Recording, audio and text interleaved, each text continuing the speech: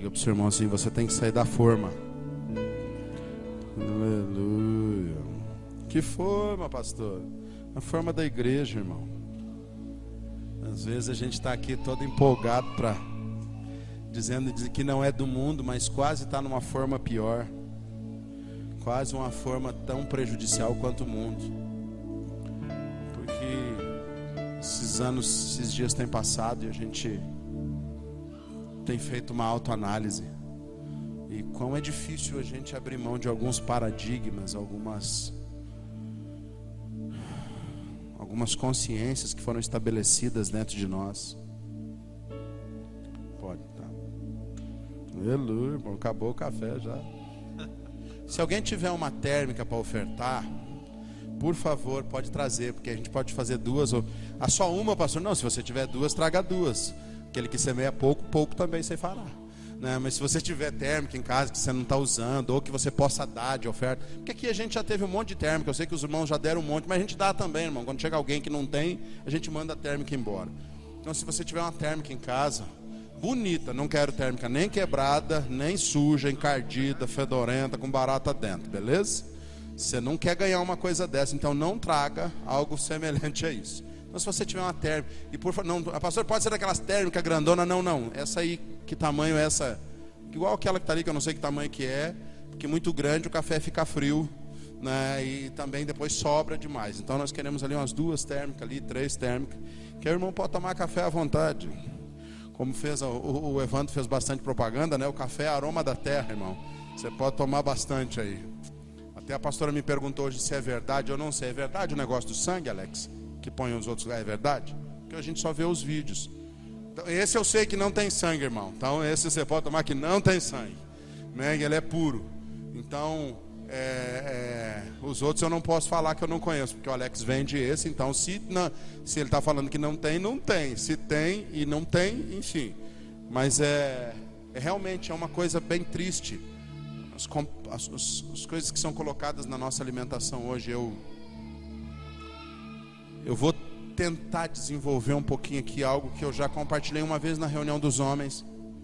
E depois a gente viu algumas pessoas falando sobre isso. Aí inclusive esse é o motivo por que nós convidamos o pastor, o Davi Rebolo, para vir, porque aquilo que eu tinha aprendido, eu vi a profundidade do que ele ensina.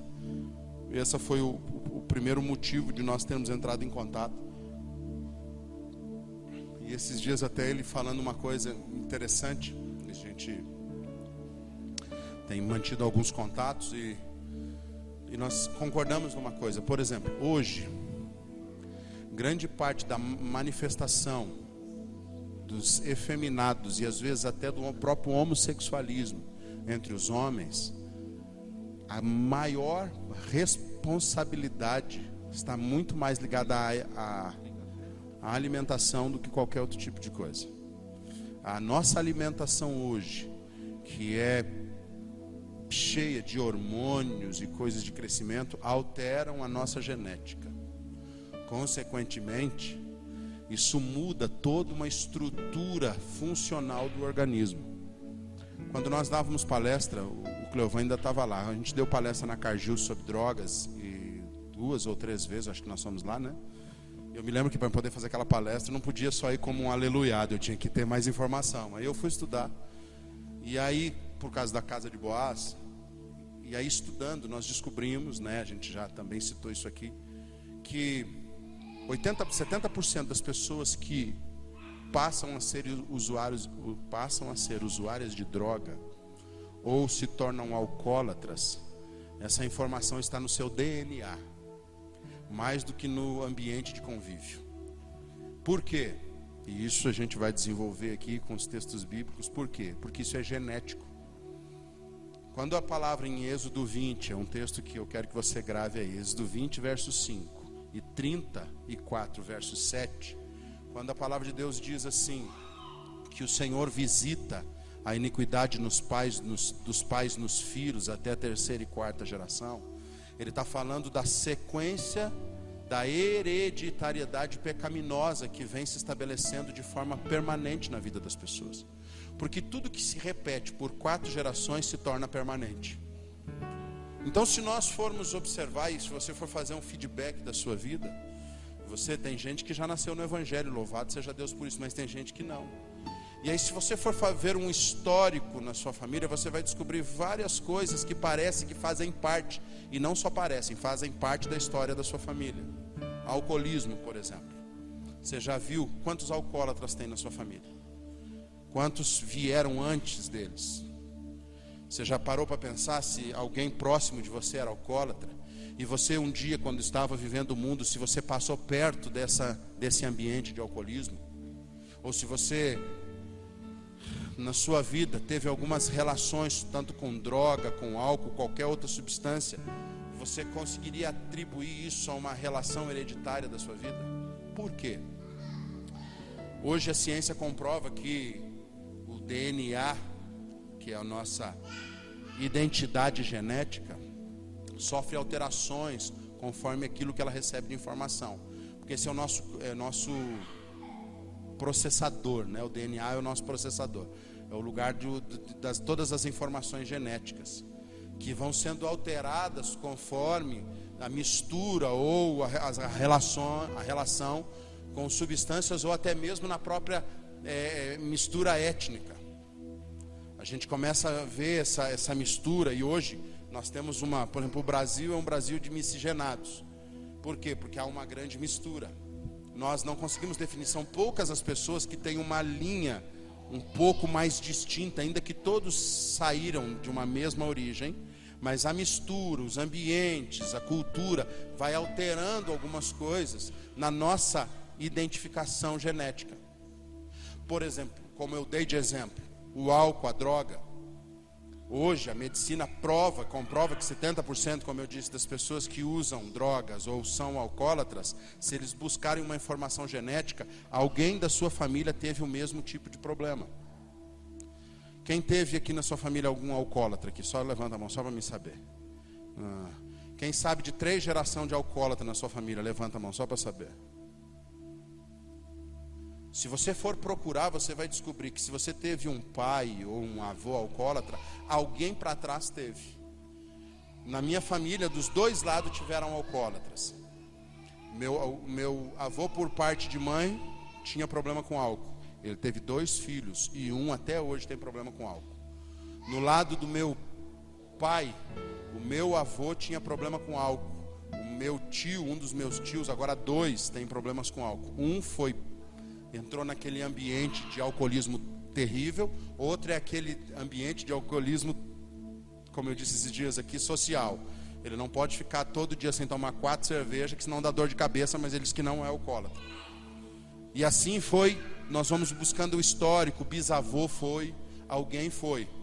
E o ambiente que eu me relacionei despertou isso. Por quê? Porque há uma informação dentro da gente, genética. Há uma informação dentro do nosso DNA que existiu uma substância que fez parte do desenvolvimento do meu antepassado. E quando isso é despertado dentro de nós, essa informação é startada, ela é ligada, ela passa a tornar-se uma vontade dentro de mim. Por isso, por exemplo, quantas até hoje há uma polêmica, a discussão e agora até uma banalização disso. Pastor, é pecado beber como crente? Depende de como você olha. Se você entender que era um jugo da sua família, um jugo da sua vida, bebida, e se você passar a beber, é pecado. Porque isso te tornou ou tornou a sua família escrava. Agora, se você não teve esse problema, você nunca vai ter esse problema, até porque você não terá esse tipo de questionamento dentro de você, se pode ou se não pode, se é lícito ou se não é lícito. Porque você não tem problema com isso. Na grande maioria desses questionamentos hoje é para poder justificar ou avalizar um tipo de comportamento que eu desejo ter sem me sentir culpado. Nós queremos que de alguma maneira Deus nos libere a ter uma vida totalmente desregrada e de satisfação pessoal com o aval dele. Aí entra a bebida e todo e qualquer tipo de práticas de satisfação unicamente pessoal. Mas quando a palavra de Deus diz assim que há uma visitação, você pode ver não só, por exemplo, no uso do álcool ou da droga. Você já fez uma análise, por exemplo, nos casamentos desfeitos da sua família? Quantos casamentos foram desfeitos na sua família? Observe assim, faça na sua mente. Eu vou falando e você vai dando uma passada. Se você buscar uma herança, você vai descobrir que mais pessoas que antecederam você tiveram esse tipo de experiência. Prostituição. Como que era a ligação da prostituição na sua família? Como que você viu isso? Como que era seu pai e sua mãe? Que tipo de relação eles tinham com a imoralidade sexual? Com a imoralidade de uma forma geral? Porque tudo aquilo que foi visitado na sua família tende a visitar você. Tudo aquilo que visitou os seus antepassados tende a nos visitar. Por quê? Porque é uma visitação da iniquidade. É uma visitação da prática que te distancia de Deus, que impede você de entender aquilo que Deus tem para você. Violência. Você tem histórico de violência na sua família? Porque, deixa eu falar uma coisa para você, a gente tenta justificar, e às vezes quando acontece algumas coisas, tipo de morte, tipo de perda que acontece nas nossas famílias, a gente tenta olhar para Deus e perguntar para Ele se Ele não estava vendo aquilo. E quando nós não conseguimos uma resposta da parte de Deus, provavelmente nós vamos culpar o diabo, porque o diabo normalmente tem culpa de tudo, né? Então ele é o culpado. Ah, isso aconteceu por causa de fulano. Nós olhamos, por exemplo, uma pessoa que está, e nós trabalhamos aí 9 anos, mas diretamente com a Casa de Boaz 6 anos. Irmãos, todas as pessoas que você ouvia conversando, quase todas as pessoas que passaram pela Boaz, tinham um histórico de famílias destruídas por causa de vício. Tinham famílias destruídas. Nós vimos, por exemplo, alguns dos irmãos que ficaram até muito próximos, que nunca conseguiram se libertar, nunca conseguiram se soltar. Por quê? Porque uma história da família não era liberada do coração deles para que eles pudessem ser transformados. Nós tivemos história, os irmãos vão lembrar, não vou falar nome aqui, mas alguns irmãos vão lembrar, pessoas que nós acolhemos 7, 8, 9 vezes na chácara, que vinham nos ambientes de culto, sentiam a presença de Deus, mas quando tocava-se naquilo que era hereditário da vida deles, eles não conseguiam se libertar. Porque há uma visitação. Há uma visitação constante. Ah, pastor, mas eu aceitei Jesus, fui liberto, sou... Se você não tiver uma consciência, você não permite que Deus mude aquilo que foi gerado e plantado dentro de você. Quer ver, por exemplo, nós temos um problema hoje que está sendo vencido há muitos anos, desconstruído, e hoje é comum. Hoje, por exemplo, o processo de divórcio é mais fácil que um processo de casamento. Tanto é que é muito mais fácil hoje você encontrar pessoas que estão convivendo bem, e quando você diz para ela, você precisa casar legalmente, você precisa se unir legalmente, conforme as leis foram estabelecidas, para que você dê sequência numa bênção completa. A pessoa normalmente diz não precisa. Por quê? Porque eu vivo muito bem na condição que eu estou, ainda que eu esteja quebrando alguma regra, alguma lei, mas eu prefiro continuar de um jeito onde eu me sinto confortável do que eu não ter um comprometimento em consertar algumas coisas. Por quê? Porque dentro de mim há uma satisfação entendendo que Deus está me respaldando e me abençoando de um lado, mas do outro Ele não está me cobrando. E isso pode ser às vezes o ponto de legalismo ou de legalidade para que Satanás não libere algo da sua vida. Porque ele tem prisões a respeito de cada um de nós que só podem ser liberadas quando as verdades de Deus são plantadas dentro de nós. Quando as verdades são tomadas, porque quando conhecemos, praticamos, vivemos a verdade, nós somos o quê? Libertos. E conhecereis a verdade vos libertará. Nós precisamos entender que nós trouxemos sobre nós uma carga genética de pecado. No Salmo, se você quiser abrir comigo aqui, se vocês puderem pegar as crianças para mim, por favor, é legal. Mas daí você fica prestando atenção nas crianças e não vai prestar atenção na palavra. Amém? Pode pegar aqui as crianças. E aí as crianças que estiverem aqui no banheiro já vão.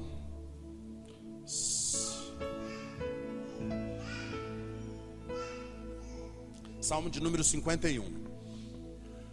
E as crianças, depois todas as crianças só vão no banheiro depois, tá? Duvido que dê tanta vontade de fazer xixi e outra coisa no banheiro agora na hora do culto. Depois que acabar, tio, não vai demorar muito, você vai no banheiro, antes de ir embora, para dar tchau pro banheiro. Salmo de número 51. Aleluia. Vamos lá, verso 5.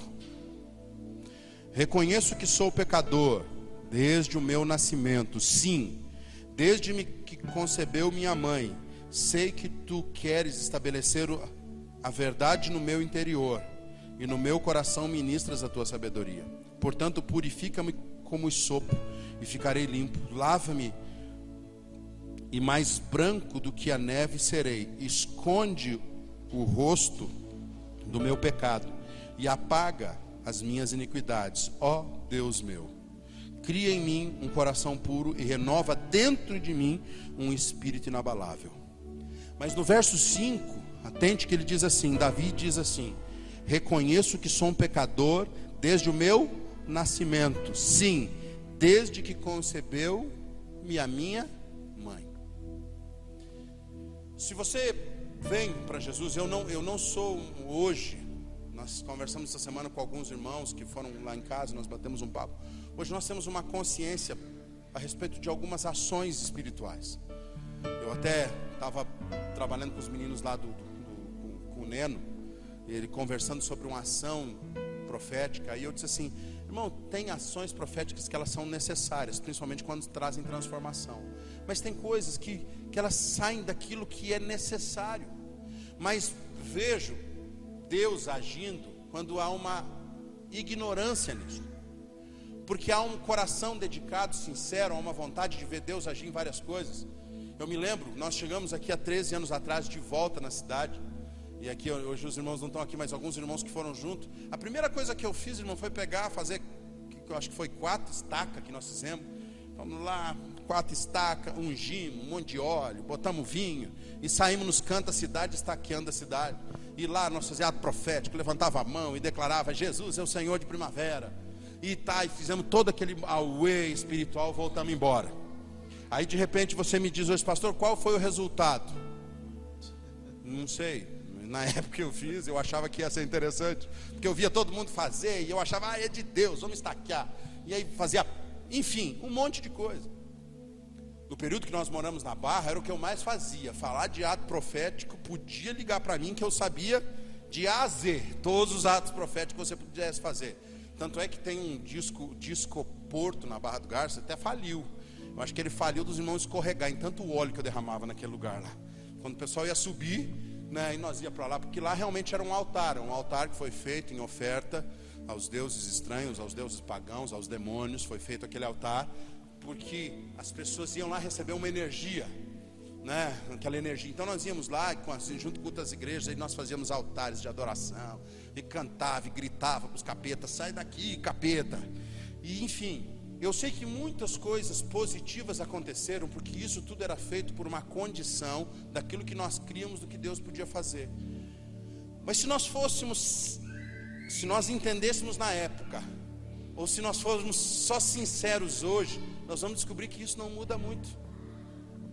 Porque o que muda uma realidade de uma cidade, de uma família, de um ambiente, são cristãos que tiveram a sua mente renovada, que tiveram uma mente com um novo entendimento.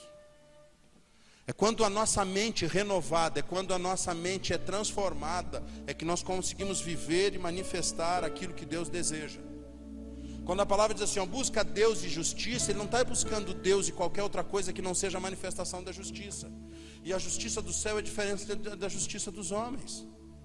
A justiça do céu diz que se alguém está te roubando, dê o direito dele continuar. A justiça do céu diz que se alguém está te ofendendo, dê o direito dele continuar te ofendendo. Aonde que está escrito, pastor? Se baterem num lado da face, o que ele manda fazer? Se te ofenderam de um jeito, ele está dizendo para você ser preparado para ser ofendido de novo. Porque isso é uma justiça do céu. Porque o Senhor veio para manifestar o perdão de toda a injustiça cometida por mim e por você. Quantas vezes nós batemos na face de Jesus diariamente? Quantas vezes nós ofendemos a santidade do Senhor diariamente? Quantas vezes a nossa informação genética é despertada a ter uma vida de satisfação pessoal mais do que cumprir a vontade de Deus? Quem tem tentação de dia aqui? De dia e de noite, né? Quem tem tentação? Aleluia. O que é a tentação? É uma investida para que você seja despertado a satisfazer a sua própria vontade. Isso é uma tentação. Quando você é despertado, tentado ser seduzido a se satisfazer com algo que você sabe que está errado, ou melhor, que não vai construir você em nada. E tem pessoas que são tentadas em N áreas. A gente normalmente foca só em uma coisa. Nós somos tentados todos os dias em não viver a verdade, mesmo que não sejamos mentirosos. Somos tentados todos os dias. A Bíblia diz que a verdade liberta, a verdade constrói, a verdade santifica. Mas tem dias que nós não queremos viver a verdade. A Bíblia diz que nós temos que nos esforçar para ter paz com todos. Você já viu como nós selecionamos com quem nós queremos ter paz? Aquele lá eu quero ter paz. Esse aqui eu não quero não. Esse aqui eu faço o seguinte: eu corto da minha relação, porque eu não preciso ter paz com essa pessoa. É mais fácil, eu não vou pecar se eu não me relacionar com ela, porque Deus entende que eu não consigo ter paz com essa pessoa. Então é muito mais fácil eu isolar essa pessoa do que eu me esforçar, como Paulo disse, a tentar ter o quê? Paz. É tão forte porque a Bíblia diz assim, ó: esforcem-se para ter paz com todos, porque sem a santificação ninguém verá o Senhor. Que, assim, não sei se você pensa que nem eu de vez em quando, parece que o assunto não tem nada a ver um com o outro. Parece que o escritor estava viajando, acho que ele parou para tomar um gole de café, e aí ele esqueceu do que ele estava escrevendo, e aí ele começou outro assunto. Procurem ter paz com todos, sem a santificação ninguém verá o Senhor. Que tipo de paz é a paz que produz santificação? Que santificação é essa que Deus estabelece através de uma relação pacífica com alguém que, mesmo que ele não queira, eu preciso me esforçar para ter paz com ela, com essa pessoa? Que tipo de santificação é essa que Deus deseja que, mesmo num ambiente de adversidade, eu precise viver uma consciência dele? Irmãos, nós precisamos aprender a ler a Bíblia. Essa semana foi muito gostoso, porque nós adiantamos, acreditamos que essa semana a oração é lá na casa do Nilo da Silvana. E eu acredito que nós vamos terminar o Novo Testamento essa semana, se nós der, porque não é que nós estamos acelerando. Nós estamos lendo naquilo que nós nos propomos, e nós estamos onde? Em Tiago, né? Amanhã começa Tiago, terminamos Hebreus no sábado. Então acredito que essa semana nós vamos dar um limpa no Novo Testamento. E eu ouvi de alguns irmãos como tem sido, pelo menos para alguns, não sei se para todos mas como tem sido produtivo ler a palavra do jeito que nós temos lido. Como há uma percepção diferente do que só você chegar, ainda que você não, o que nós estamos fazendo de manhã na oração junto com os irmãos não isenta você de ler a palavra na sua casa, no seu momento. Esse é um ambiente que você tem o seu momento com Deus, o seu secreto, o seu altar. Aquele ali é um momento coletivo, de oferta coletiva da igreja, e você depois tem mais um período. Mas quando você lê, parece até que quando um irmão está lendo, a revelação que está dentro dele sai para fora, porque ele está lendo. E é interessante porque você observa, pelo menos eu observo, que tem pessoas que quando está lendo assim, e quando chega naquele texto que já falou com ele uma vez, muda até a entonação da voz, né? Filhinho sou eu, né? Porque aquele texto lhe é familiar. Então, porque aquele texto lhe é familiar, parece que o Espírito da pessoa dá uma forcinha para o Espírito Santo. Irmãos, eu fico ali, né? Eu tenho as parabólicas ligadas. E aí dá aquela despertada. Por quê? Porque tem uma revelação pessoal. E toda vez que aquela revelação pessoal sai para fora, toca em pessoas que estão no ambiente. Por quê? Porque há uma verdade. Então nós estamos lendo e muitas coisas estão surgindo. E você vai... A minha Bíblia ali eu já troquei, comprei mais 2 canetinhas lá de cor diferente, porque já não tem mais aonde riscar os mesmos textos. Porque você está lendo e você vai observando, diz, meu Deus, está escrito aqui, cara. Eu sabia que era verdade, mas já tinha lido, mas não tinha observado. Quando eu consigo compreender o que a Bíblia, ou o que a Escritura é, eu vou começar a entender o porquê que a Bíblia diz, ou porquê que o Senhor deixou escrito, que nós precisamos ter uma mente renovada. O porquê que nós precisamos ser transformados pela renovação do entendimento. Porque toda a informação que eu tenho, cultural, tradicional e genética, me afastam de Deus.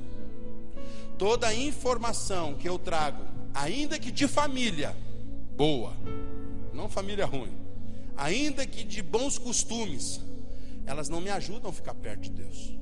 O que me aproxima de Deus é o conhecimento da sua pessoa através da palavra. Sem você conhecer a palavra, você tem revelações e experiências com a pessoa de Deus em algumas manifestações, seja num louvor, seja numa oração, seja em qualquer ambiente que Deus esteja sendo exaltado, você pode ter uma experiência com Deus, mas o conhecimento de Deus só vai vir quando você desejar conhecê-lo através da sua palavra. Quando o verbo vivo passar a ser alguém que você se relaciona. Por menor que seja o seu conhecimento bíblico, o seu conhecimento bíblico te aproxima de Deus, porque você entende que aquilo é uma verdade que transformou o seu entendimento. O nosso problema como igreja geral hoje é que nós não temos uma mente renovada da maioria das pessoas. Nós estamos no ambiente de culto, nós estamos no ambiente do louvor, nós estamos no ambiente da comunhão, mas nós não renovamos a nossa mente porque nós não entendemos o porquê que nós estamos aqui. Nós não viemos para o culto com uma mente renovada, uma nova consciência para chegar no culto e entender que esse culto vai me construir na expressão do Cristo ressurreto para servir alguém. Porque a justiça de Deus é quando eu vivo em benefício de alguém.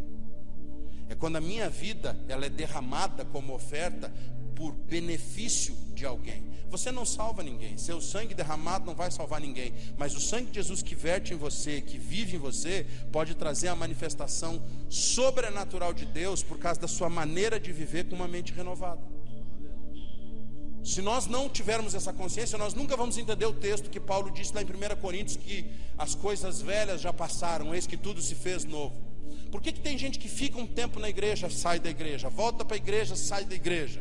Chega na igreja e ele quer observar alguma coisa que lhe agrade. Aí passa um tempo, ele sai do ambiente que não lhe agrada, mas dentro dele tem algo que diz que tem que voltar. E quando ele volta, ele diz assim, é isso que Deus quer de mim. Mas ao mesmo tempo tem outras informações que não os deixam permanecer. Por quê? Porque ainda não decidiu e se deixou ter uma mente transformada. Mateus 13 fala de uma parábola. Quem lembra da parábola que fala? A parábola do semeador. E a Bíblia diz que o semeador saiu a semear. O que era semente? Ajuda, irmão, porque senão você olha para o irmão que está do lado, relaxa e fala, relaxa, irmão. Tem gente que não está piscando, calma, irmão, calma, nós vamos devagar. É a palavra. Quando você entra no texto original grego, a semente, o termo grego, está escrito exatamente dessa forma, semen. A semente no grego quer dizer sêmen. É a semente. É o sêmen de Deus colocado dentro da nossa consciência, dentro do nosso entendimento, que gera uma natureza transformada.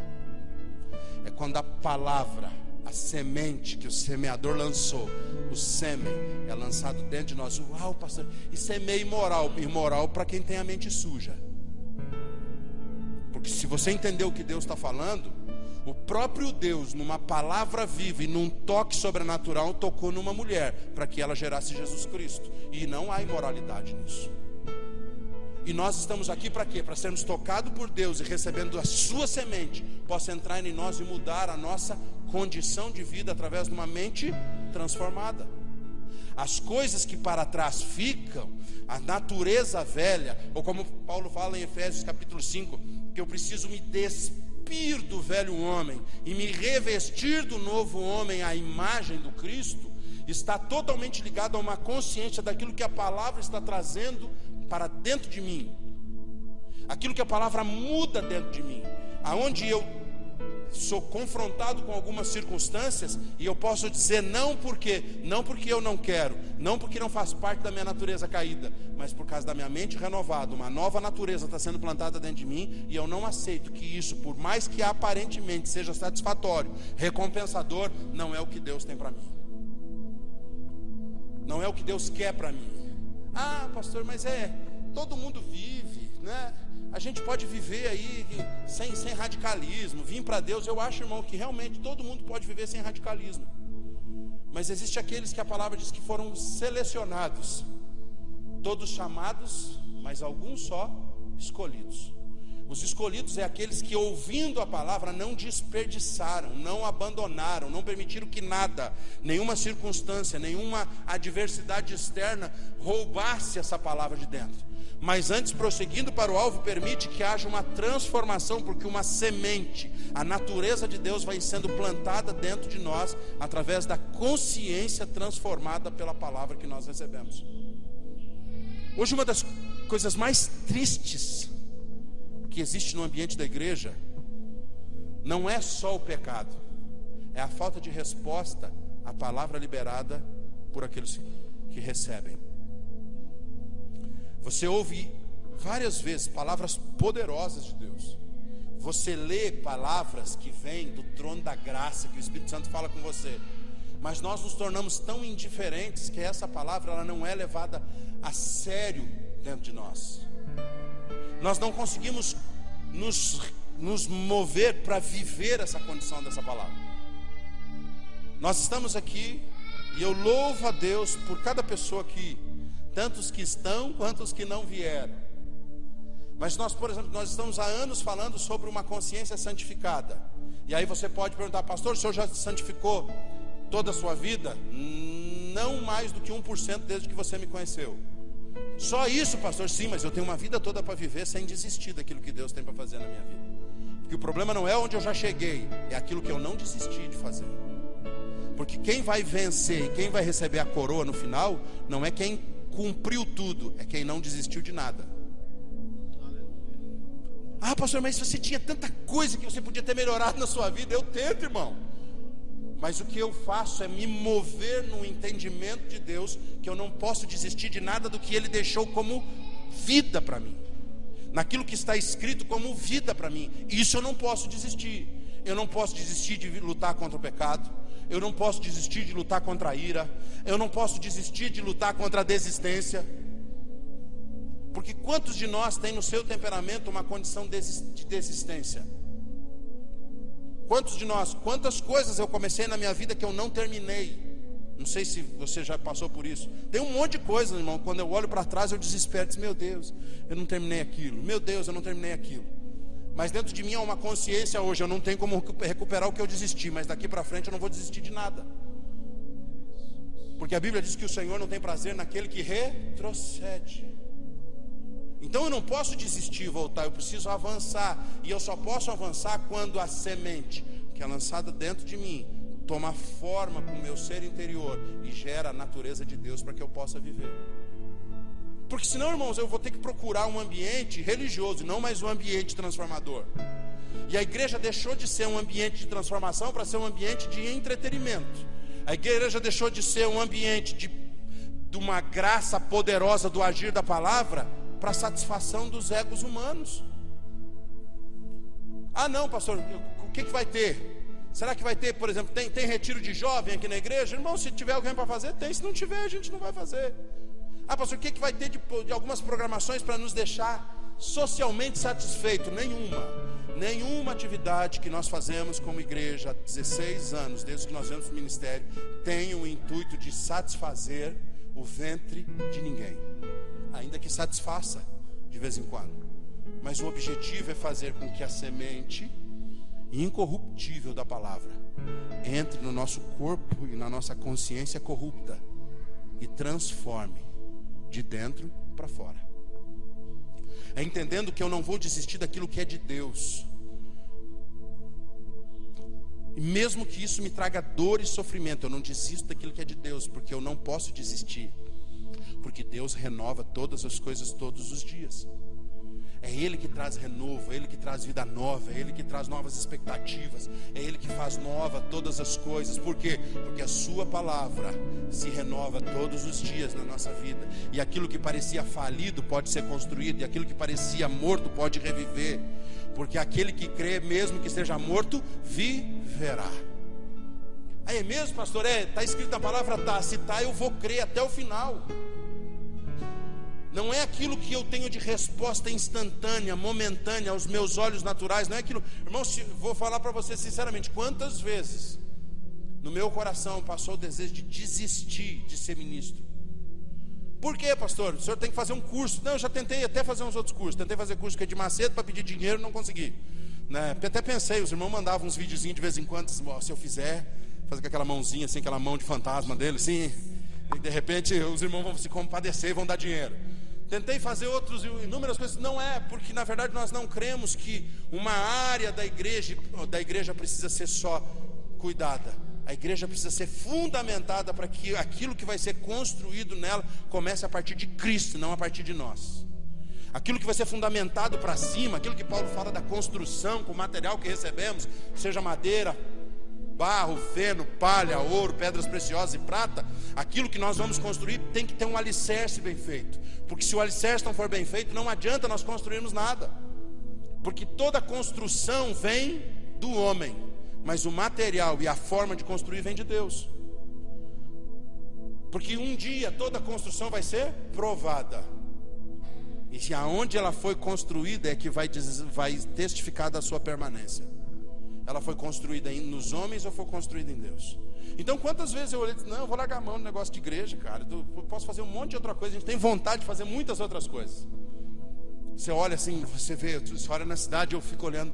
Esse dia eu estava olhando para eu ia falar cachorrão, mas não é cachorrão, agora é mais moderno, food truck, né? Antigamente não, quando eu era adolescente a gente saía lá para ir no cachorrão comer um cachorro quente. Então eram os trailers. E aí eu estava olhando assim, cara, primavera, porque hoje o ambiente de venda de comida em primavera está muito promissor.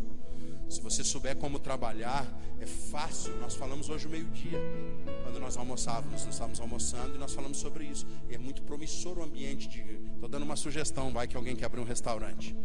Mas só se você convidar Jesus para entrar junto, porque se você entrar sem Jesus, você vira escravo do seu trabalho.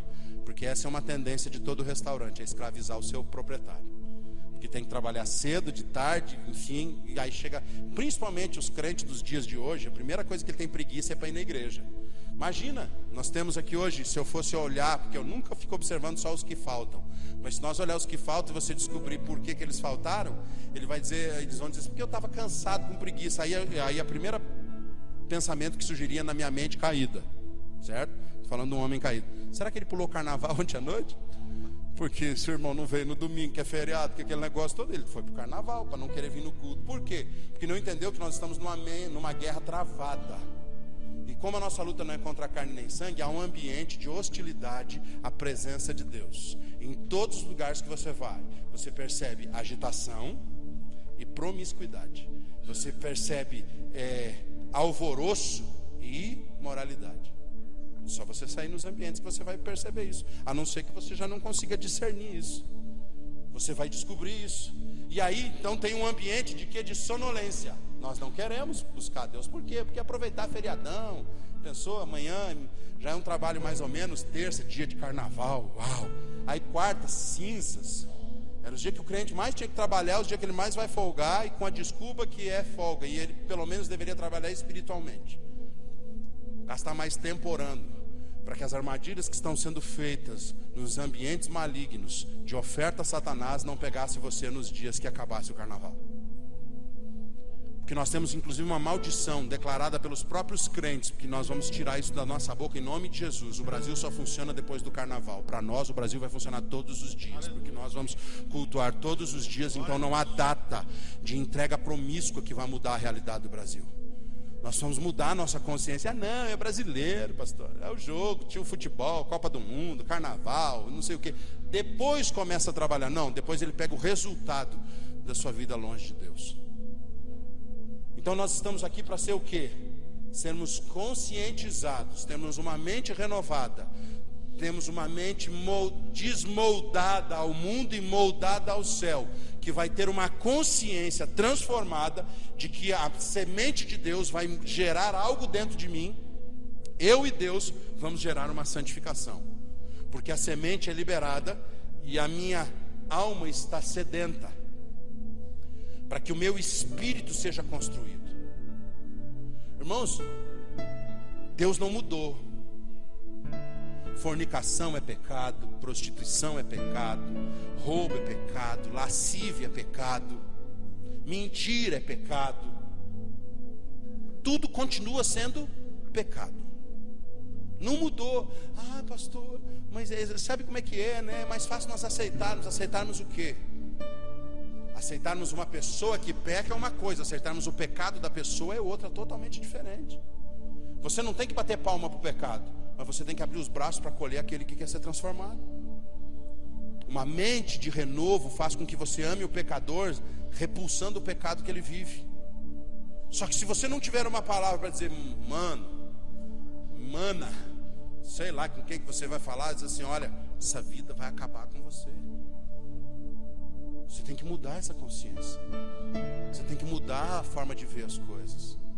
Você tem que entender que aquilo que você deseja em Deus, ou aquilo que Deus escreveu para você ao seu respeito, só vai ser vivido o dia que a semente, o sêmen de Deus puder entrar dentro da sua consciência.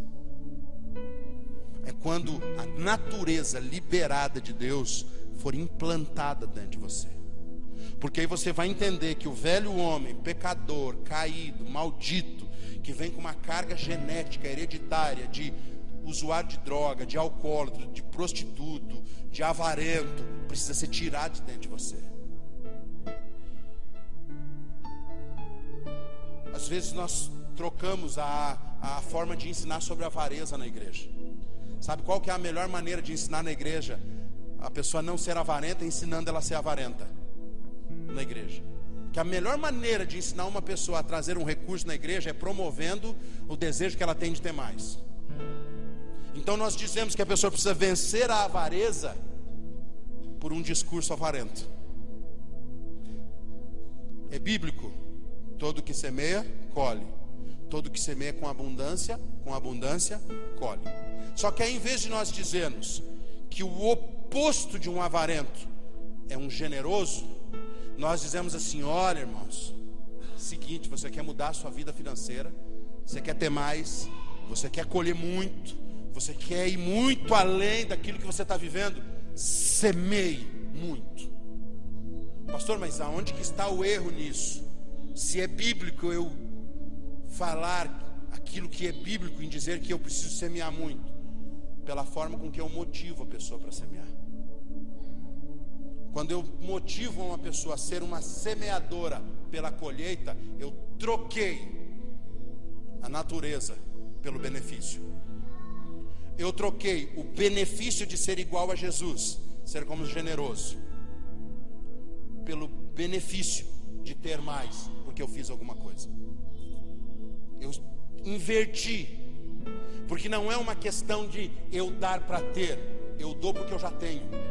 E a Bíblia diz que o Senhor dá pão para alimento e semente ao que? Semeia. Ele não dá semente para quem dá, para quem for generoso em plantar para ter. Ele dá semente para quem é um semeador. Quanto maior for a sua disposição de ser semeador, maior será a disposição do céu sobre a sua vida de semente. Porque não adianta Deus te dar muita semente se você só sabe fazer pão. Não adianta Deus te acrescentar coisas se você não consegue dispor. Para que Deus enriquece no mundo com riquezas naturais pessoas? Por que a gente gasta tempo orando para ser rico aqui na terra? Por que a gente gasta tanto tempo em buscar de Deus riquezas naturais? Porque nós queremos que os outros nos reconheçam. Nós queremos que pessoas nos aplaudam. Nós queremos que pessoas que reconheçam que eu era alguém de valor, que ela nunca deu esse valor. E nós somos reconhecidos pelo que temos e não pelo que somos. Mas no céu, a manifestação da natureza de Deus não é pelo que temos, é por quem somos construídos a ser. É quem nós nos tornamos pela palavra plantada dentro de nós, tendo muito ou não tendo nada. É vivendo na dimensão do entendimento que Paulo disse assim: olha, deixa eu dar vocês que estão insatisfeitos, você que está tendo muito, eu já vivi isso, viu? Fica tranquilo, um dia acaba. Você que está tendo nada, viu? Eu também já vivi isso, um dia acaba. Você que está no mais ou menos, um dia tudo acaba. Tudo vai passar, mas a minha palavra vai permanecer para sempre. Tudo passa, só o que não passa é a palavra. A dor passa, a alegria passa, a paz passa, a guerra também passa. Tudo passa, mas a palavra dele permanece para sempre. E como que eu faço para mim crer? Quando eu permito que a semente de Deus tome meu entendimento e seja transformado à semelhança dele, não mais nas minhas expectativas. Eu não posso viver segundo as minhas expectativas. É por isso que eu digo de uma frustração que eu já vivi muitos anos, hoje muito menos. Acredito que eu estou ficando um pouquinho mais maduro, ainda que está distante daquilo que Deus quer fazer. Mas é olhar para as pessoas e para a igreja com uma expectativa de resposta. Hoje eu não tenho mais uma expectativa de resposta. Porque enquanto você tem expectativa de resposta nas pessoas, você é uma pessoa que se frustra constantemente. Agora, quando você tira a expectativa das pessoas e olha para o céu, você nunca vai se frustrar, porque Ele não frustra as nossas expectativas. Porque Ele vai cumprir tudo aquilo que Ele prometeu por causa dEle, não só por causa da gente. Não por minha causa, é por causa dEle. Porque Ele não é homem para mentir, nem filho do homem para que se arrependa. Se Ele disse, Ele vai fazer. E o que Ele vai fazer, pastor? Ele vai manifestar sua glória, seu amor, sua misericórdia, para que aqueles que ouvirem possam ser salvos e serem construídos para aquele grande dia, o dia que Ele virá sobre as nuvens e ao som de trombeta recolherá aqueles que são seus. É essa a nossa expectativa. A nossa expectativa de Maranata é o Espírito e a noiva dizem vem. E Ele vai me encontrar como?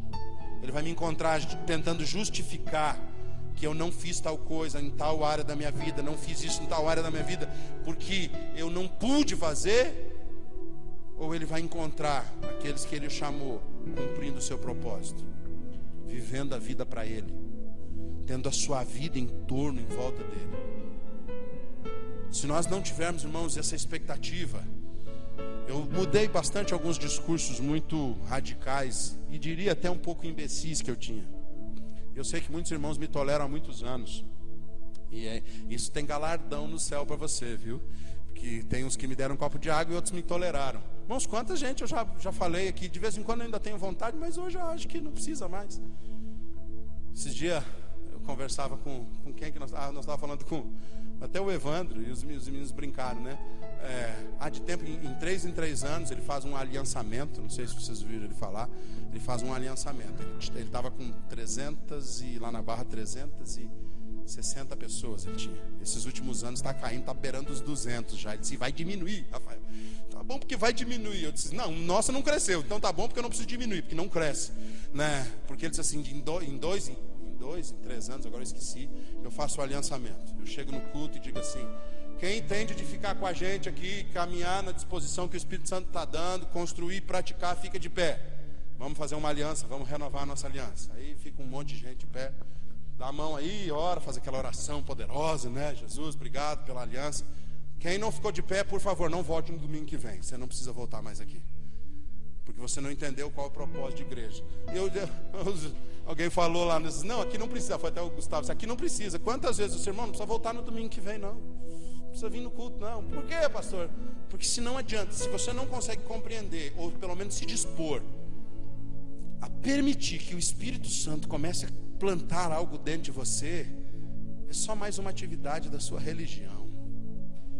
E provavelmente você ainda vai se entristecer muito, tanto comigo quanto os irmãos.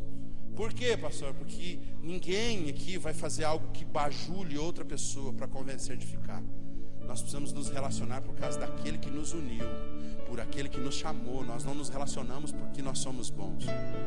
Nós nos relacionamos porque nós não prestamos, e aquele que nos amou vai nos transformar até que nós nos tornemos a estatura dele.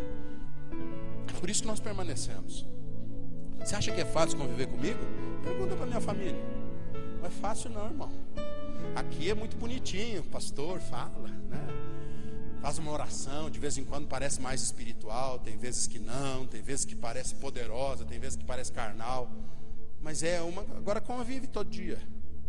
Convive para descobrir quais as dificuldades do meu caráter. Porque eu tenho um caráter em transformação, eu não tenho um caráter aprovado. E a Bíblia diz assim, primeira carta de Paulo a Timóteo, capítulo 2, verso 15, se eu não estou enganado. Depois você confirma para mim, por favor. Procura apresentar-te a Deus aprovado, como um obreiro do que não tem do que se envergonhar, e maneja bem a palavra da verdade. Essa é a minha busca constante. Não é o que eu sou, mas é o que eu estou procurando ser, conforme está escrito. É mesmo, pastor? Eu pensei que o senhor era um super ungido. Lascou, irmão, meu óleo venceu. Todos os dias eu busco na presença de Deus um renovo, porque se nós não renovarmos todos os dias, a unção de ontem não serve para hoje, a comida de ontem não serve para hoje, o maná de ontem apodrece. E viver no automático é muito fácil. Só viver como igreja. Vem aqui, incentiva, motiva, né? Faz um show, tenta levar as pessoas a uma compreensão mais fácil. Não, você precisa entender o que a palavra quer construir em você, porque Deus continua sendo o mesmo, e o que Ele deseja fazer nas nossas vidas é transformar o nosso entendimento, para que nenhuma forma, nenhum padrão, nenhum modelo lá de fora seja o nosso modelo de vida. O nosso modelo de vida não é o ambiente lá de fora. O nosso modelo de vida não é uma vida desregrada. O nosso modelo de vida não é uma vida sem responsabilidade. Nós precisamos ser responsáveis. Primeiro, com o que recebemos de Deus. Segundo, com o que fazemos com aquilo que recebemos de Deus. Nós precisamos ter uma consciência de que o novo de Deus só vem por causa daquilo que é colocado constantemente na minha vida, todos os dias, para que o novo sempre seja novo de Deus. Eis que tudo se fez novo. Agora, se não tivermos uma vida de constante busca, eu não sei se você já passou por isso, fica 30 dias sem comunhão com Deus, com seu Espírito, com a palavra e com o corpo de Cristo, para ver se você consegue voltar do mesmo jeito. Parece que você volta, mas sempre falta um pedaço. Você não consegue ter aquele gás que você tinha, e até porque você voltou a ter uma consciência natural. Então as dificuldades, os defeitos, os problemas, a problemática do coletivo parece que aparece mais do que aquilo que Deus está construindo nas nossas vidas. Nós precisamos ser santificados pelo agir da palavra de Deus. E o agir da palavra não é só uma consciência bíblica, é uma prática bíblica daquilo que Deus tem colocado dentro de mim. É quando a Bíblia vive em mim. O Senhor vive? Acabei de dizer que não, tudo não, irmãos. Mas aquilo que o Senhor tem colocado, muitas das coisas nós temos nos esforçado para viver. Tem coisas que nós não conseguimos, mas iremos conseguir no nome de Jesus. Principalmente, procure ter paz com todos. Sem a santificação, ninguém verá o Senhor. Quem lembra do versículo depois disso? Me ajuda aí. Aleluia. Quem mais lembra? Nós lemos sábado, lá na oração. Hebreus capítulo 12, verso 14, diz assim, verso 12 a partir do 12, 13, 14. Portanto, procurai ter paz com todos, sem a santificação ninguém verá o Senhor, e não permita que nenhuma raiz de amargura brote em seu coração, porque brotando ela vos exclua da graça de Deus. Não permita que nenhuma raiz de amargura. Olhe para a pessoa que está do seu lado e diga assim: você precisa perdoar mais. Fala de novo aí, porque ela precisa aprender. Você precisa perdoar mais. Perdoe mais. Viva o perdão. Porque às vezes perdoar não é só falar. Falar é um bom começo. Quando você fala, você pede perdão e você perdoa, você está cumprindo as escrituras. Você é um servo obediente. Porque se você não conseguir falar, liberar perdão, se você não conseguir perdoar e ser perdoado, dificilmente você vai dar abertura para o Espírito Santo. Então quando a Bíblia diz assim, você precisa perdoar e você perdoa mesmo sem sentir, é você convidando o Espírito Santo para entrar e dizer assim: agora faz a obra aqui dentro, porque aqui fora eu já cumpri. Da boca para fora eu já falei: o senhor sabe que eu não sou falso, eu não quero perdoar, eu quero matar, mas eu sou um filho obediente. Perdão, me perdoa. Você cumpriu. A partir dali você deu liberdade para o Espírito Santo construir verdades eternas dentro de você. Porque você cumpriu, porque a sua mente renovada disse que você precisava fazer. Quando você serve porque é uma necessidade da sua vida se tornar como Jesus. Você já viu como a gente ficou tão acostumado a ser igreja e instituição? Vou dar um exemplo básico agora, sem chamar atenção, só uma reflexão. Você já viu como nós fazemos? Hoje eu sei que não vai fazer depois desse comentário, principalmente, né? Mas é uma reflexão, ok? Não é uma chamada de atenção. Nós somos tão condicionados a sermos servidos que nós perdemos a essência do servir. E servimos se é de alguma forma o ambiente me destacar, porque se não me destaca eu não faço. Por exemplo, nós temos um ambiente de culto aqui com 70, 80 pessoas hoje. E aí quando o culto acaba, todo mundo se preocupa para ir embora. Ninguém se preocupa em servir ninguém. Ninguém chega na pessoa e diz assim: ô irmão, eu esqueci de te dar um abraço. De repente meu abraço pode servir. Porque a gente não vê a hora de acabar para aquela porta abrir e dizer, que nem campainha de escola, né? Quando tocava, a gente já ficava assim com o pé na classe da sala de aula, com a mochila.